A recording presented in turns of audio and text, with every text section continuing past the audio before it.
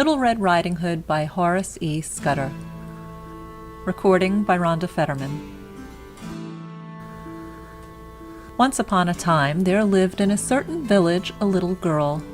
Her mother was very fond of her, and her grandmother loved her even more. This good old woman made for her a red cloak, which suited the child so well that ever after she was called Little Red Riding Hood. One day her mother made some cakes and said to Little Red Riding Hood, "Go, my dear, and see how grandmother does, for I hear that she has been very ill. Carry her a cake and a little pot of butter." Little Red Riding Hood set out at once to go to her grandmother, who lived in another village. As she was going through the wood, she met a large wolf. He had a very great mind to eat her up, but he dared not, for there were some wood choppers nearby. So he asked her, "Where are you going, little girl?"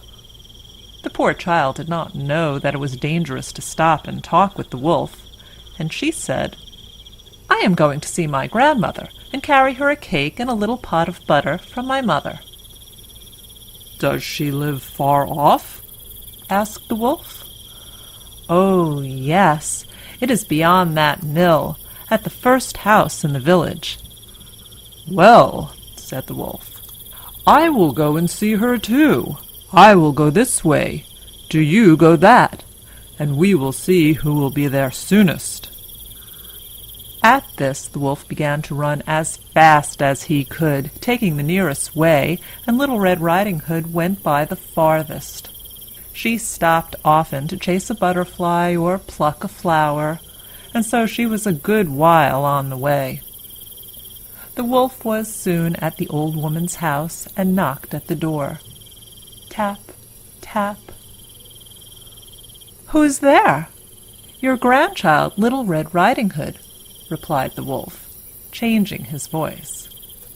"I have brought you a cake and a pot of butter from mother." The good grandmother, who was ill in bed, called out, "Pull the string and the latch will go up." The wolf pulled the string and the latch went up. The door opened and he jumped in and fell upon the old woman and ate her up in less than no time, for he had not tasted food for 3 days. He then shut the door and got into the grandmother's bed. By and by Little Red Riding Hood came and knocked at the door. Tap, tap. "Who is there?" Little Red Riding Hood heard the big voice of the wolf, and at first she was afraid.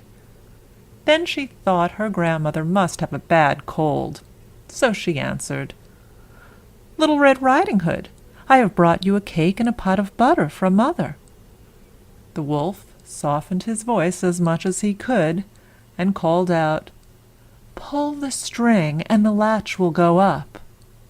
Little Red Riding Hood pulled the string, and the latch went up, and the door opened. The wolf was hiding under the bedclothes, and called out in a muffled voice, "Put the cake and the pot of butter on the shelf, and come to bed." Little Red Riding Hood made ready for bed.